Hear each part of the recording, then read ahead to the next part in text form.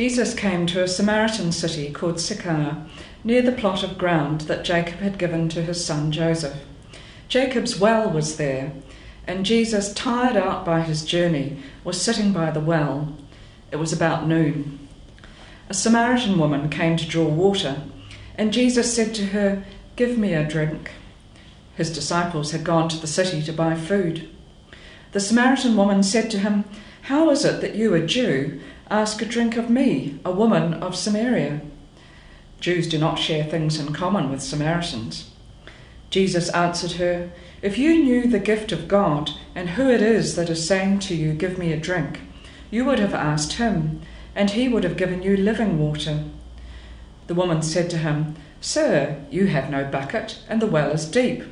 Where do you get that living water? Are you greater than our ancestor Jacob, who gave us the well, and with his sons and his flocks drank from it?"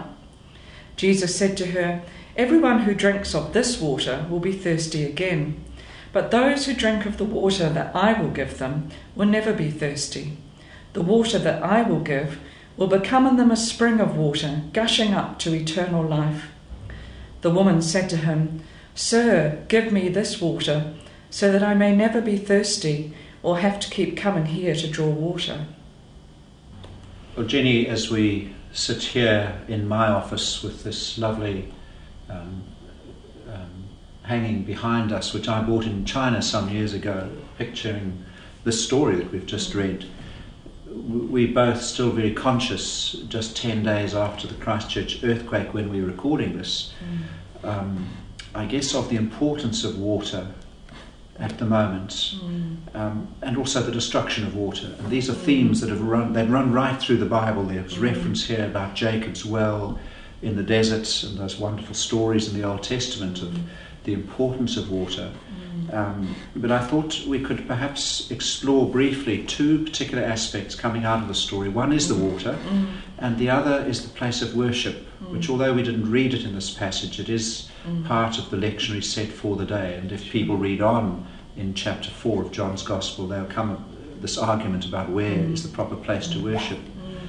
So I think the water thing, it's really reminded me, and I was thinking back in Israel and what a desert country it is, but of course here in New Zealand we're so used to turning on the tap and then suddenly for a whole city to be having to cart water, and it's needing to put a few drops of Jik into the bottle to purify it. Yes.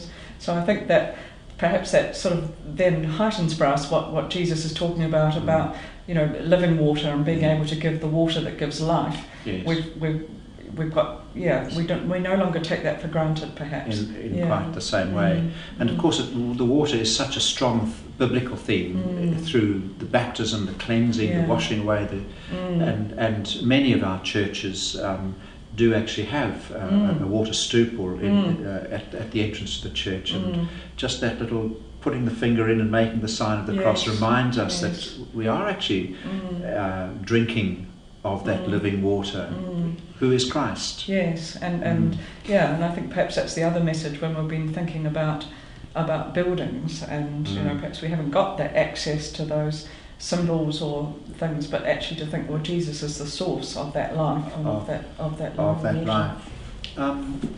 Let's just look a little bit at the rest of the story, which, although we didn't read it, Jesus and the Samaritan woman, of course, they get into who's your husband and all that side, but they also get into an argument about where should we worship? Is it on the Mount Zion or the other mountain? And again, as we've watched the tragedy of Christchurch and the two cathedrals down, all those inner city churches down, and people now worshipping outside.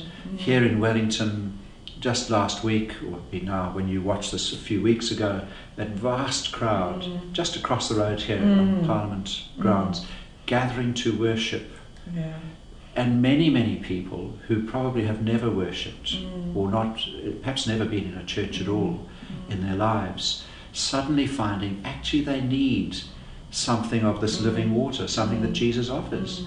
And like the woman she may not have understood it. I'm sure she didn't really understand. But give me this water. Yes. That I want something. You've Yes. got something that I Yes, want. yes. Mm. And it's interesting how I was hearing something on the radio later that afternoon about saying how often in our society we don't have places or rituals that people can do that can help them to get together and express what they need to express. And we think of the hundreds of people who came into our cathedrals and churches to light candles as well. So it's like those things are important. But it's learning that sometimes we just have to meet outside, and that worshipping God in spirit and in truth can actually happen even without our beloved buildings. Indeed, is actually what it's about. Yeah. So, the living water, come to him who is the living water. Jesus.